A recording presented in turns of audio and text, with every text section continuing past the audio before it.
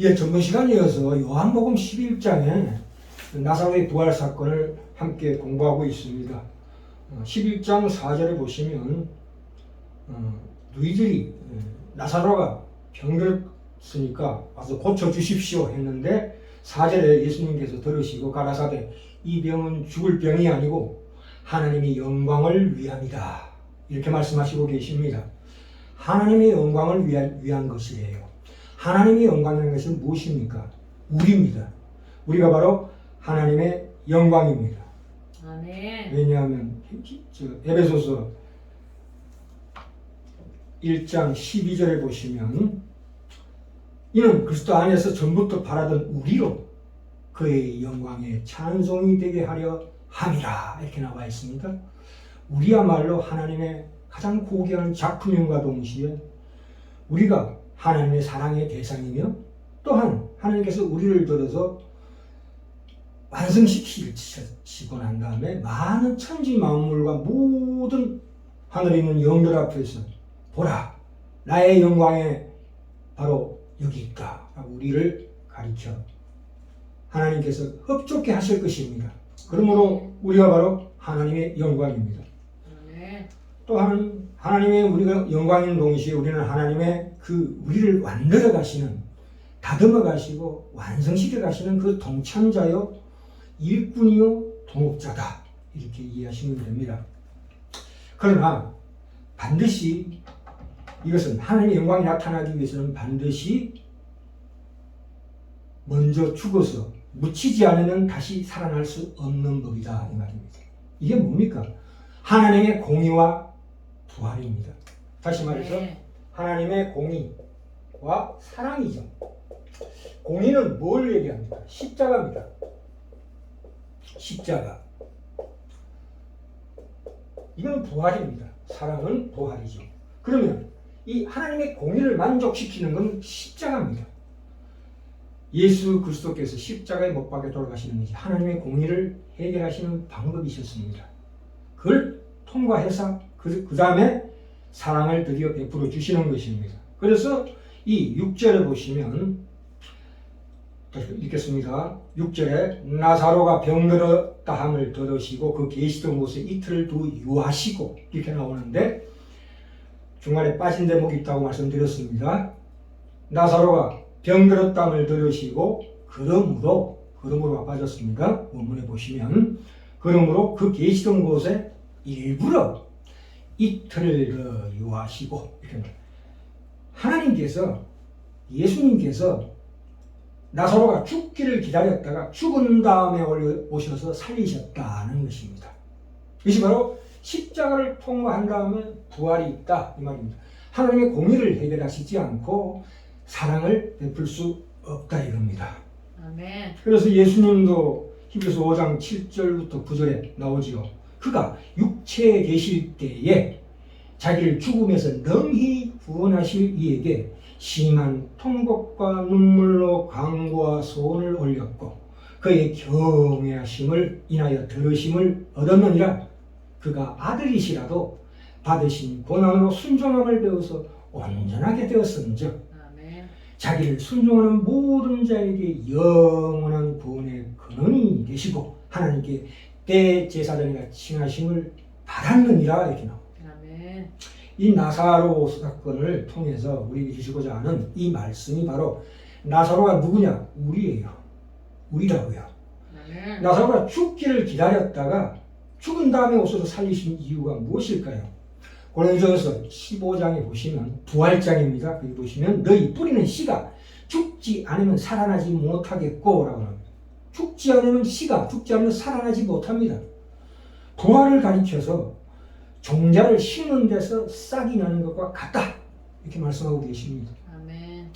군뱅이가 땅속에서 5년을 살고 난 다음에 비로소 매미가 되어 하늘을 날 수 있는 것입니다. 우리가 인간적으로 생각해 봅시다. 우리가 인간이 보기에 가장 아름다운 것이 무엇입니까? 모성애입니다. 모성애. 부모가 자녀를 사랑하는, 특히 어머니가 자녀를 사랑하는 이 모성애가 가장 아름답다고 우리가 생각합니다. 그러나 이 우리가 가장 아름답다고 생각하는 이 모성애마저도 어떤 자기 집착, 자기 집착에 의해서 오염될 수가 있대. 부패될 수가 있대. 그것은 반드시 십자가를 통과해야 된다. 아멘. 이 모성애도 변화되어야 됩니다. 하나님 안에서 변화되어야 합니다. 아멘. 그래야 부패하지 않습니다. 그냥 그대로 놔두면 하나님의 은혜 없이 어떤 십자가 부활을 거치지 않으면 그것이 심하게 부패됩니다. 그것은 지금 마귀도 하나님 앞에 가장 아름다운 천사장이었었습니다. 그러나 그렇게 강한 천사장이었기 때문에 타락했을 때 더 무서운 악마가 되는 법입니다. 우리가 물론 잘못된 사상이지만 이런 사상이 있죠. 우리 고대의 사상이 폐암 걸려서 죽었어도 살아있는 자식을 잊지 못해서 자식을 찾아와서 드디어 살아있는 자식마저도 폐암에 걸리게 만드는 엄마의 잘못된 사랑을 우리 고전이 얘기하고 있습니다. 그것은 무엇이냐? 하나님의 공의와 사랑이라는 그 고삐 속에 우리의 사랑을 그 속에 담아야 비로소 그것이 온전한 사랑으로 나갈 수 있다. 이겁니다. 그래서 하나님의 선을 이루어주는 사랑이 될 수 있다. 먼저 죽어서 묻히지 않으면 다시 살아날 수 없는 법이라는 이 지고지순한 진리가 이 말씀 속에 포함되어 있습니다. 왜? 예수께서 나사렛의 병을 충분히 고칠 수 있는데도 불구하고 그 말을 나사로가 병들었다함을 들으시고 그러므로 그 계시던 곳에 일부러 이틀을 더 유하셨을까요? 바로 그것이 그 이유라고 생각합니다. 자, 우리가 이점에서 병을 치료하는 신유에 대해서 우리가 얘기해 봅시다. 우리가 치유의 사역, 신유의 사역을 굉장히 좋아했던 시절이 있었습니다. 그러나 그 신유라는 것은, 치유라는 것은 그 영향이 제한적이에요. 아주 제한적이라고요. 이 불가피하게 사람이 죽음으로 말미암아 병으로 말미암아 죽을 수밖에 없는 것을 지연시키는 정도밖에 안 된다 이 말입니다. 그건 일시적인 해답일 뿐입니다. 그게 기적이요, 치유요, 표적이라 이 말입니다. 그렇죠? 결국 병을 고쳐도 다시 평상시로 돌아가서 반드시 죽게 됩니다. 또한 인간도 마찬가지로 인간의 본성도 죽었다 살아났다 할지라도 그 본성이 과거의 옛사람의 구습으로 다시 돌아가는 법입니다. 나사로를 다시 살렸다 할지라도 나사로가 옛날에 다시 옛사람으로 다시 살아나서 또 마리아와 마르다와 나사로가 아웅당하고 살았을 것입니다. 그래서 결국 병들어서 또 죽었을 것입니다. 그것은 진정한 부활이 아닙니다. 나사로가 살아난 것은 진짜 기적이었지만 그는 다시 죽었습니다. 그러므로 이 진정한 부활은 예수님을 가리킵니다. 아멘. 우리가 오병이어의 기적을 일으켜서 많은 사람이 빵을 먹고 배불리 먹었다고 나옵니다. 그러나 그들이 그러고 나서 또 밥을 안 먹습니까? 또 배고파서 또 밥을 먹어야 됩니다. 마찬가지로 날 때부터 소경된 자를 고쳐도 그 사람이 다시 죽습니다. 참된 표적이 가리키는 궁극적인 실체가 누구냐를 봐야 됩니다. 표적을 보지 마시고. 그것은 참된 빵은 누구냐? 참된 양식은, 참된 음료는 예수 그리스도다. 표적이 가리키고 있는 궁극적인 실체입니다. 진정한 빛은 예수님이다를 가리키는 것이 표적이요 신유가 얘기하는 바요. 그렇습니다. 이 기적이라는 것이 그렇습니다.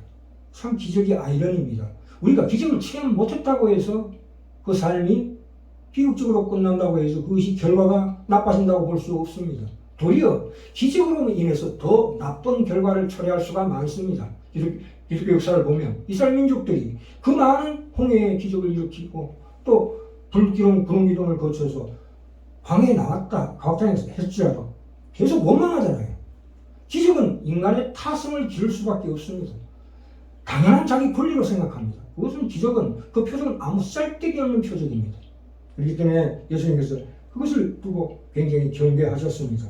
우리가 바라는 것은 기적이나 신유나 치유나 그 표적이 아니라 표적이 가리키는 진정한 궁극적 실체이신 예수 그리스도의 참된 빛, 참된 음료, 참된 양식을 가리키는 것입니다. 이것이 바로 오늘 이 요한복음 11장에서 나사로 부활 사건을 통해서 우리에게 가르쳐주고자 하는 귀한 기독교의 핵심 진리입니다.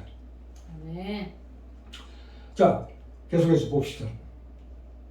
9절에 보시면 예수께서 대답하시되 낮이 12시가 아니냐 사람이 낮에 다니면 이 세상의 빛을 보므로 실족하지 아니하고.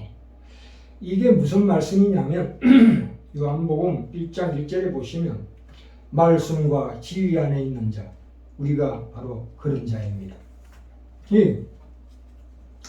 저 요한복음은 처음에 빛이 세상에 왔을 때 빛을 보아도 빛이 무엇인지 모르던 소경으로부터 시작한 책입니다.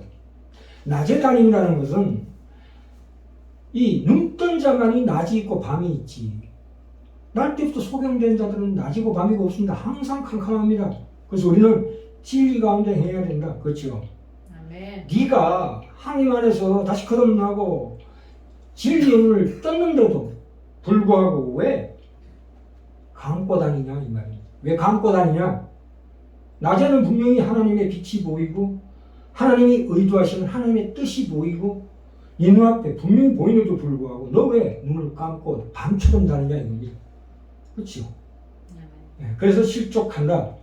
성경에서 요구하는 그 빛과 진리와 생명의 그 요구 앞에 우리 인생을 비춰보아야 마땅합니다. 그렇지 않으면 나사로를 살리신 것이 무의미해집니다. 자, 11절에 볼까요? 이 말씀을 하신 후에 또 가라사대 우리 친구 나사로가 잠들었도다. 그러나 내가 깨우러 가노라. 잠들었도다라고 나옵니다. 이 잠이란 것이 무엇입니까? 그 다니엘서 12장에 보시면 거기에도 잔다고 나옵니다. 그리고 그 마태복음에도 9장 14절에 야이로의 딸을 살리실 때에도 그가 잔다 하셨습니다. 우리가 보통 우리가 꿈을 꾸지요. 잘 때는 꿈을 꿉니다. 그때는 이 개꿈을 꾸지요. 말하자면 이런 거지요. 늑대나 귀신에게 쫓겨서 인산으로 도망가고 저 산으로 도망가고 그런 걸 경험합니다. 그게 무엇입니까? 이유가 뭐예요? 내 속에 있는 아까 말씀드렸죠. 자기 집착, 자, 그 안에 있는 깊은 타락으로 말미암는 옛사람의 성품들, 고독함, 분노, 시기, 질투, 이런 것들, 원한, 이런 것들이 잘 때는 무한대하게 폭발하는 법입니다. 그게 지옥이 아니고 무엇입니까? 그런 거로 잔다고 합니다. 이 불신자들은 날 때부터 소경된 자들은 영원히 죽었습니다. 영원히 죽는다는 것이 무엇입니까? 지금 말씀드린 자기 집착, 자아에 묻혀서 거기에서 방황하는 것이 그것이 지옥이 아니고 무엇입니까? 우리 신자는 영이 살아났습니다. 그러므로 우리 육신이 죽을 때에 우리 육신이 후패해져 갈 때 나중에 고린도후서 4장을 보시면 아시겠지만 우리 겉사람은 후패해져 가나 내 안에 있는 영혼은 날로 새로워지도다. 날로 강건해지도다. 우리가 그 자기 집착에 빠져있는 고독과 분노와 증오와 질서에서 벗어나게 됩니다. 아멘. 하나님의 놀라운 예수 그리스도의 놀라운 성품으로 빚어져가는 현장을 보게 됩니다. 우리는 육적으로 세상을 보지 마시고 육적으로 나 자신을만 보시지 마시고 물론 육이란 것도 육이 변해서 영광된 몸으로 변하는 것처럼 육이 있어야 합니다만 육보다는 보이지 않는 영혼의 세계를 바라볼 줄 알아야 합니다. 내가 이 세상 살아갈 때 내 영혼의 진정한 가치를 드러낼 줄 알아야 합니다. 그래야 내가 하나님의 영광이 되는 것입니다. 그래서 이 나사로의 삶을 통해서 우리가 이런 깊은 진리를 깨달아야 합니다. 자, 계속해서 볼까요? 제자들이 가로되 주여 잠들었으면 낫겠나이다 하더라. 예수는 그의 죽음을 가리켜 말씀하신 것이나 저희는 잠들어 쉬는 것을 가리켜 말씀하신 줄 생각하는. 그러니까 무슨 얘기입니까? 이 생기라는 것은 하나님의 생명이라는 것은 우리 영혼이 살아나는 것입니다. 그렇죠? 그래서 하나님께서는 영원히 살아난 자가 지금 잠들었다 이렇게 얘기하는데 제자들은 그걸 모르고 있습니다. 그래서 다시 말씀드립니다. 이에 예수께서 밝히 이르시되 14절에 나사로가 죽었느니라.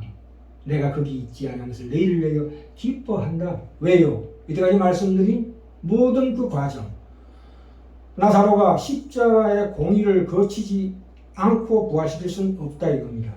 우리 인생도 마찬가지죠. 내가 이 땅 가운데 살아가면서 여러 가지 현실적으로 얼마나 힘듭니까?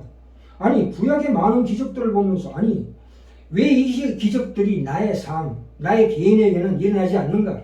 왜 내가 필요할 때는 일어나지 않는가? 이런 질문을 던지셔야 나타납니다.